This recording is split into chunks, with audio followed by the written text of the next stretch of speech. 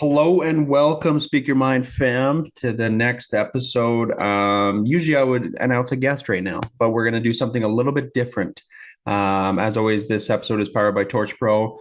And today, like I said, is going to be a little bit different than what we usually have.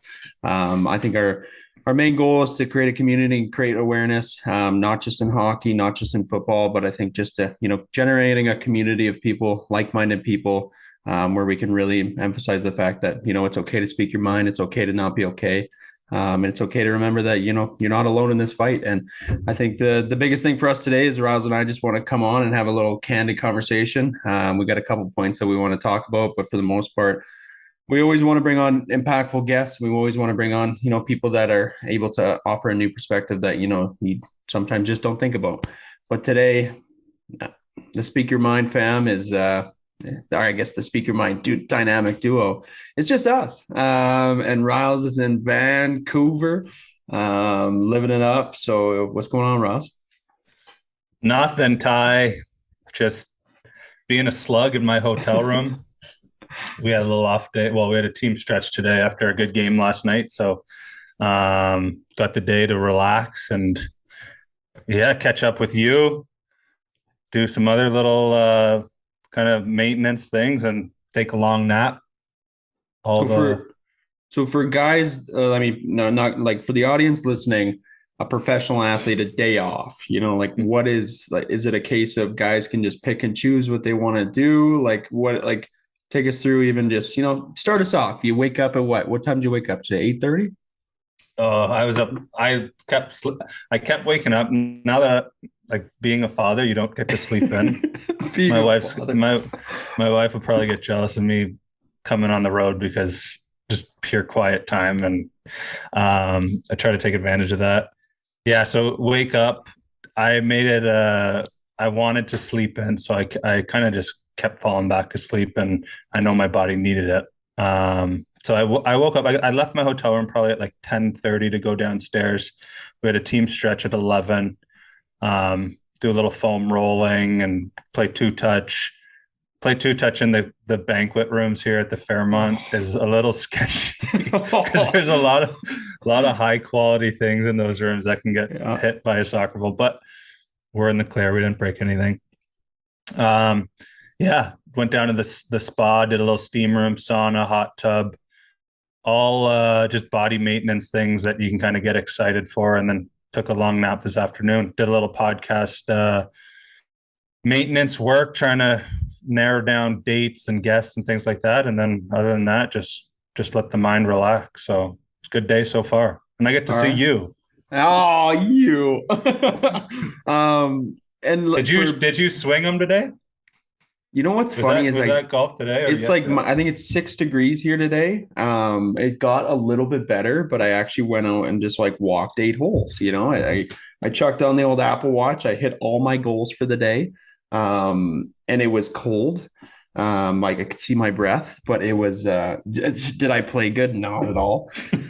Once I'm out of the golf groove, the problem is I just like I'm out of it. And if I'm not Yeah. playing 18 holes, like I'm not devoted as much as I should. But like today, I chucked on some tunes in my phone. I just walked, just crunching through the leaves. Yeah. And also for people that don't know, you've currently been on the IR. I think you're technically off of it now. But I actually have a question. What is it like to be on the IR, like physically, mentally, like how do you continually stay engaged? Obviously, it's being around your teammates, it's practicing, making sure you're staying in what's going on with the team, but especially starting a year on the IR, it's got to look a little bit different. I don't know if you've ever started a year on the IR, but you're so juiced for a season, I'd imagine. You got all the adrenaline. Like, how is that, I guess, mentally and emotionally even? Yeah, that's a great question because I think it's something that kind of goes like people don't think about it when a guy gets hurt. It's just like the process of coming back and then start playing again. But for me, it kind of came at like bad timing. I only played one preseason game. I signed a two-way contract, meaning I didn't have the stability that I used to have. This is the first time I signed a two-way in 10 years, I guess, disregarding my entry level. Um, So yeah, like I got hurt preseason, really funky injury where it just like was random. It wasn't even really hockey that got me. It was just kind of like a little bit of wear and tear stuff that sparked up. And I only got to play one game, so I didn't really get to show that um, I could play at this level the way I shouldn't say the way I want to, but consistently. I played a good first game, but then it just came at bad timing, and then they made a decision to keep me here after I cleared and after I was healthy, and um, now it's just a matter of trying to get myself into the lineup, but get myself into a lineup on a really good team that's playing really well. So you kind of have to change your mindset and just be here, be a positive attitude. There's other guys that aren't playing that are a lot younger than me, that need to see someone working hard still and still keeping a strong mindset, and just a positive, happy attitude. It does. It's hard being told you're not going to be playing or you're not in the lineup, especially at a younger age. So I just try to be a guy that they can lean on, and that means when it's a game day, we're not playing. We got to go grab something to eat, go keep a good conversation, keep your mind off thinking that you're not good enough to play or whatever it is. So yeah, it's there's a lot that comes with it. Stress. I mean, you'd think that the stress is less because you're not playing, but like you're kind of stressing just as much. And you gotta make sure I think this goes for like a lot of other jobs too. Like when you don't feel like you're part of the group, or you don't feel like you're part of the team, or whatever business, whatever it could be, teachers, whatever. You have to put yourself and kind of like force yourself in there, and it takes a lot of energy sometimes, but it's kind of just being true to yourself and having people appreciate you for who you are, and eventually breaking that door down, especially when it's a new group of people that you're not totally sure of. So, yeah, all those things kind of factor in, and it's good though. It's good emotionally. It's good physically. You're healing up. You feel like you're part of the team. It's all good. It's a challenge, but it's good. And it's kind of like almost uncharted territory because, I mean, realistically, last year it was a team made up of not predominantly young players. Obviously, in Seattle, I'd say median age was probably, late 20s or whatever it was. But now, Right. like Buffalo, like watching last night, like you guys are fun to watch.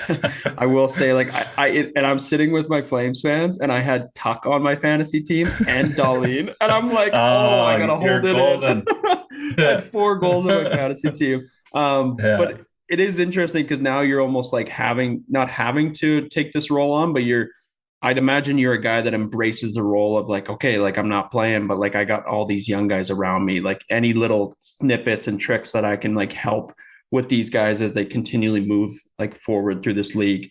Is that like your constant mindset as well? Like as much as like I want to be in the lineup and I got to like make sure I'm physically fit and physically ready to go once I get that call again. Like I can also show that I'm ready by setting an example like constantly to these young guys. 100%. And it's such a fun thing this year, especially as we've started the season with some big wins, and there's so much energy, and I don't know, it's so refreshing because as you get older and as you're on teams with older players, like there's some jokes like the NHL stands for the never happy league. Like guys are always like frustrated, travel and tired and things like that. But when you have a group of young guys, it's everything so new to them, and there's so much energy and there's so much gratitude for being here, and it's so much fun. But yeah, like you said it, like you got to be. I think the culture that we're trying to create here is something that guys are working really hard for, and like Kyle Poso and Zemgus Girgensons and Skinner and some of the older players, Craig Anderson. I think guys like us are sort of around just to sort of create that consistency, where you come to the rink with a smile on your face, you treat people really well. And that's something that our front office and coaches really harp. So I think it's coming. We have such a good group, really good personalities, and I think it's crossing over onto the ice as the confidence is starting to build. Yeah, yeah, no, I like that. Geez, now I feel like you're my guest, like Yeah, seriously, you're no, I just like I had these questions. Like for any listeners, it was a spontaneous episode. We want to obviously give you guys something always. And I think, honestly, like for me, even these little conversations sometimes are like so they add so much value for some reason in my life. Like it's just like nice to have these like little conversations that have meaning, but also just like can be fun and candid. And speaking of that, I had a thought today because I we were starting the episodes kind of fun. You know, we talked about road rage last time a little bit.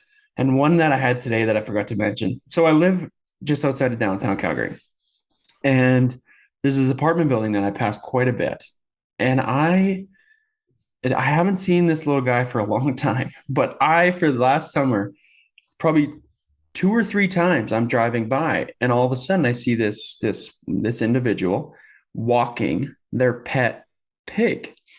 And when I say Oh, pig, I'm not saying potbelly pig. I'm saying like a 180-pound fat, ugly, hairy no pig. way. And the one time I like was driving and I was like, okay, well, I got to snap a picture. I get my phone out and she death stares me. And I'm like, okay, I can't do that.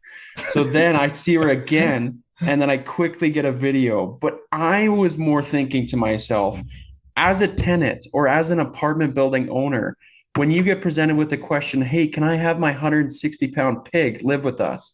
What do you say? Yeah, that's tough. Honestly, Keisha, my wife, Keisha, obviously you know that, but just for our listeners, she went through a phase of wanting a pig, but this is like a micro pig. Oh, yeah. That's Yeah. a whole nother story, having a full grown like pig that needs a pen. It was bonkers. I'm like, imagine living in an 800 square foot apartment and having like 64 square foot of it being taken up by this pig. And like the snorting and Oh, like yeah, that would yeah. drive me But crazy. anyways, that was gonna be my point to start us off on the podcast. But like, anyways, I literally would come home and I'd be like, I'd look at my girlfriend Kat and I'd be like, Kat, I don't know what I just saw, but like I almost like would want to like rush home and like try to like bring her in time to see the pig. And then luckily we live with my girlfriend's sister, and luckily she saw it one day and it just like validated because everybody didn't believe me. They're like, you're literally insane. But anyways, speaking of Keish, sister weekend. But anyways, get some time away. But also has Slater. Let's talk about how amazing she's been. Oh man, Like we could I might talk get for some a brownie long points. time. I might get some Like brownie pump her points from this tires, episode. man. Like I know how much she does. Pump her tires.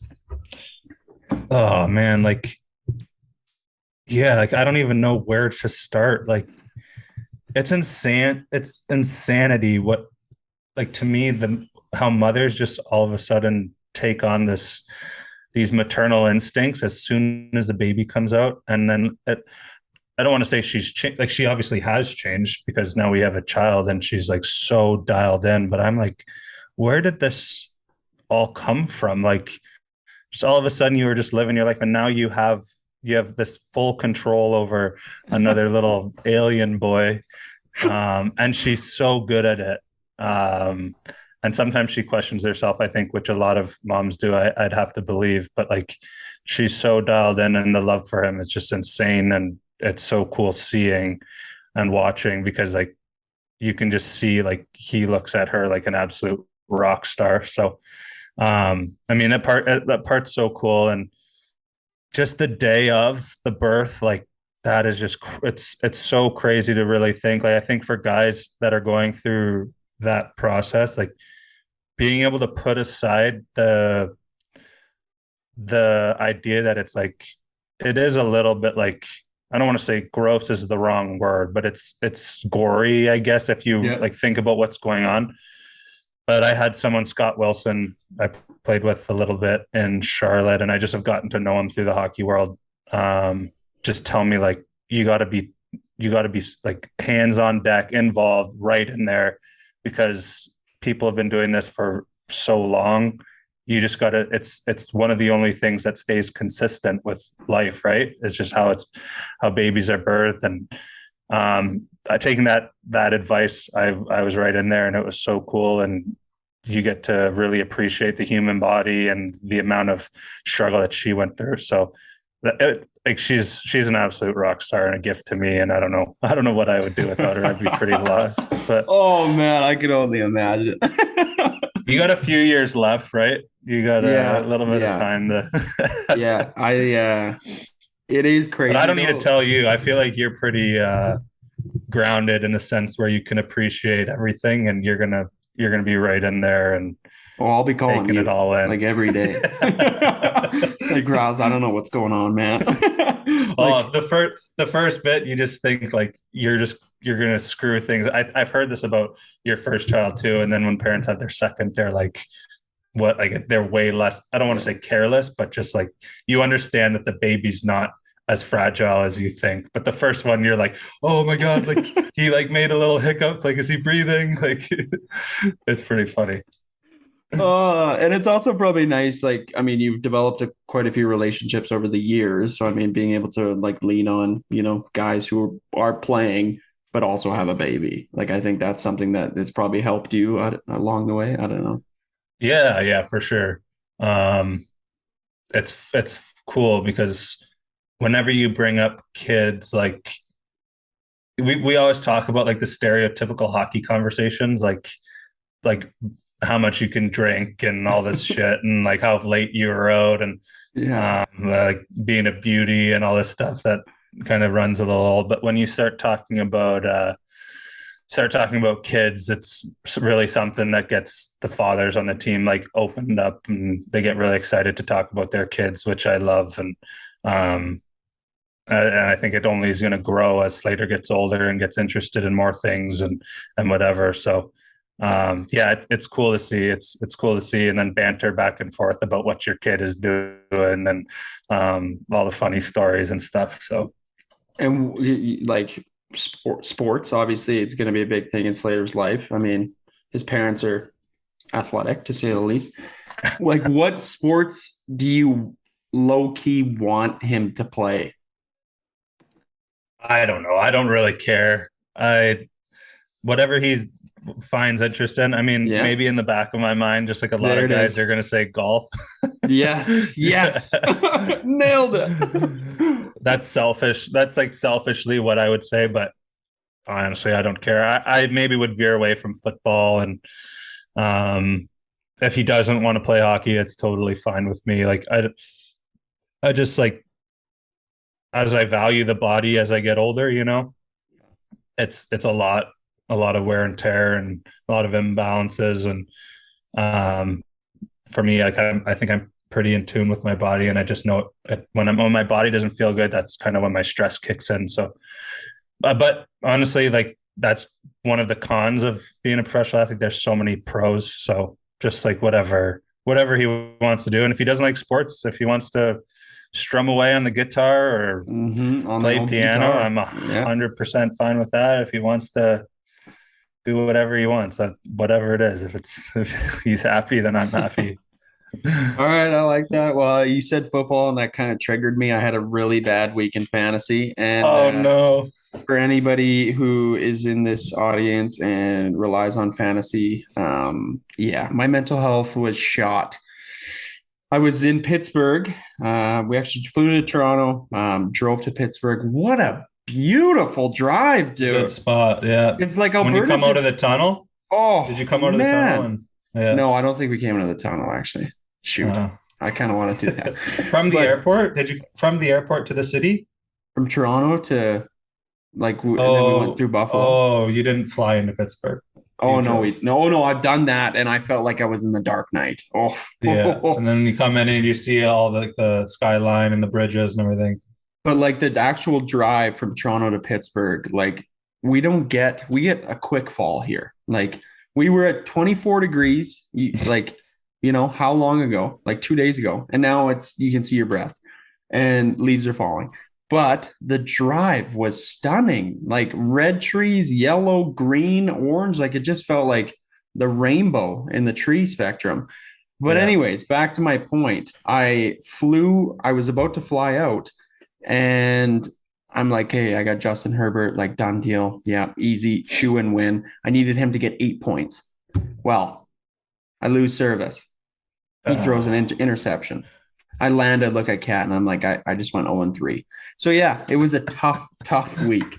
But anyways, What was going on in Pittsburgh? You got to give our yeah. So listeners the Pittsburgh, lowdown. I'll plug Colby. Colby's been a guest on our show, but I'll plug Colby and Mel. Ever since the accident, they've honestly just been it's like it's crazy because anybody you ask, like they'll say the exact same thing about Colby and Mel, but like we had almost a different experience because like they were so gracious, kind, like instrumental, impactful in like every single way. Like as soon as like we got connected after the crash, like they were like, whatever you need, like, we saw them a couple times that summer after. And then we try to visit every once in a while. We went right before COVID to Pittsburgh. And then this time Colby became an American citizen. Yeah, shout out to Colby.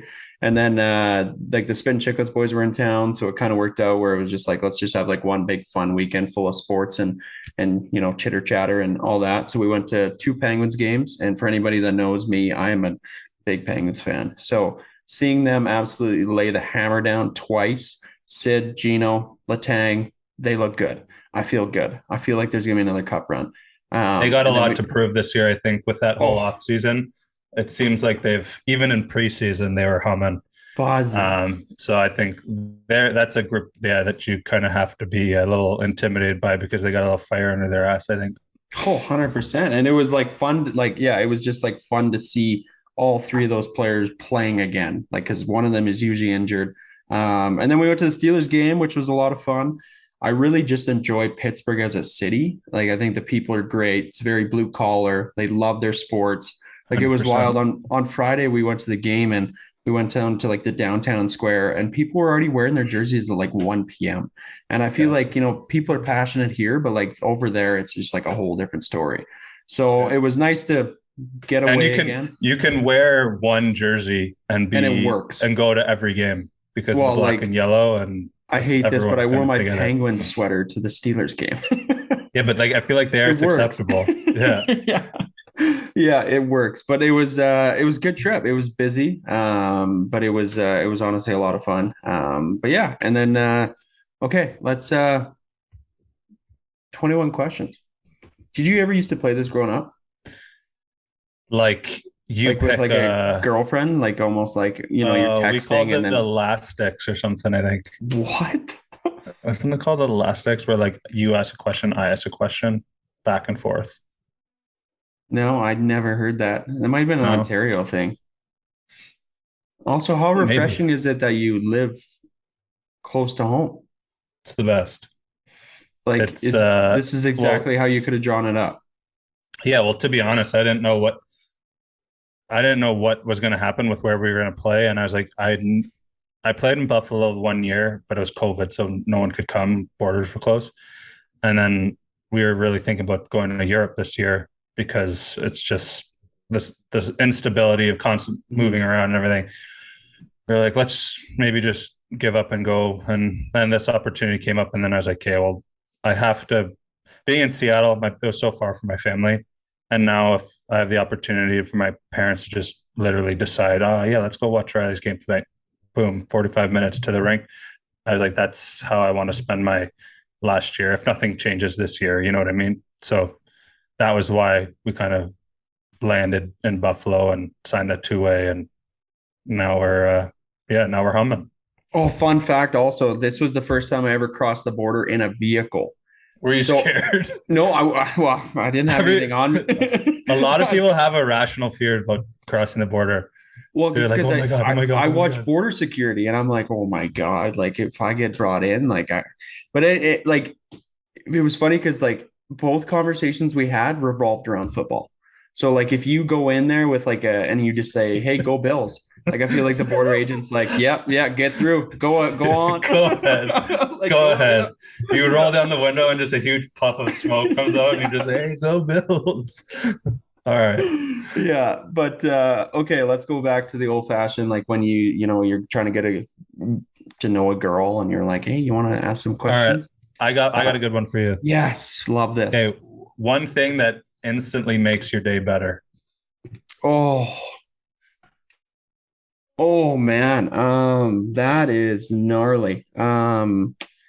I honestly think, you can give me one answer that's more sentimental and one answer that is more like just like not like material, just something like yeah, if it's yeah. a coffee or whatever, a Well, I was certain just about to say, situation. yeah, if I get, oh, I honestly like we don't have a coffee machine at home, which we probably should get one. It's pretty, it's weird. I know. Don't ask. We have like a French press and it's just like so Okay. dirty all the time because it sucks to clean. But when I go to Tim Hortons and the line is not long, oh my gosh. Sentimental though, like I really do think like waking up, like sometimes I'll wake up early, sometimes Kat will wake up early, sometimes we're kind of just doing our own thing. And I think, like it really is refreshing when we both like kind of wake up at the same time and you're just like, wow, like we're living life together. Like this is good. Like I really enjoy this. And I think that's probably something that like, yeah, instantly comes to mind. Like I need to get more of a routine, I guess. Like I'm not a 9 to 5 guy. So being Mm-hmm. able to like have like a good routine has been good, but it's tough at times. But yeah, what about you? Um, I mean, seeing Slater's Hmm. was definitely I usually like my wife's up pretty early and then I'll be up a little bit after her. So she'll walk into the room with him and I can just kind of like hear him Oh, rummaging around. And then that's probably top notch, especially when like she's involved. Seeing them both is kind of how nice. cute is your baby too? Like excuse my language, but he is adorable. Like I can't, and don't get me wrong, I'm not saying you're an ugly guy or anything, but like quiche, good for you. Like, no, you guys Yeah, produced an absolutely gorgeous child. yeah, he's good. A lot of laughs with him, and Yeah. yeah, he's just. I love seeing videos of him when I'm on the road. It's harder, but what Keisha will always FaceTime or send videos. So that's a good like pillar to fall back on whenever I need a smile. And then I love my coffee and crossword. I'm a big crossword guy. I do the USA Today crossword every day.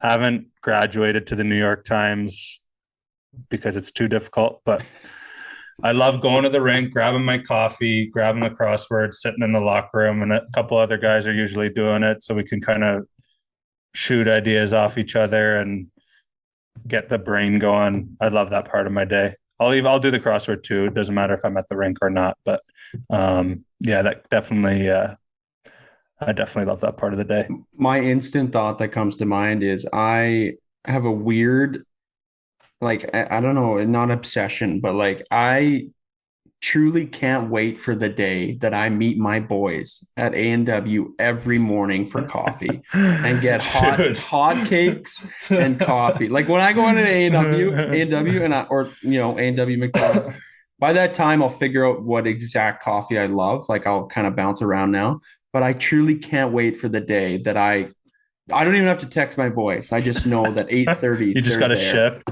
Yeah, Yeah. like My just dad like does that. oh My dad does well. it at Tim Hortons.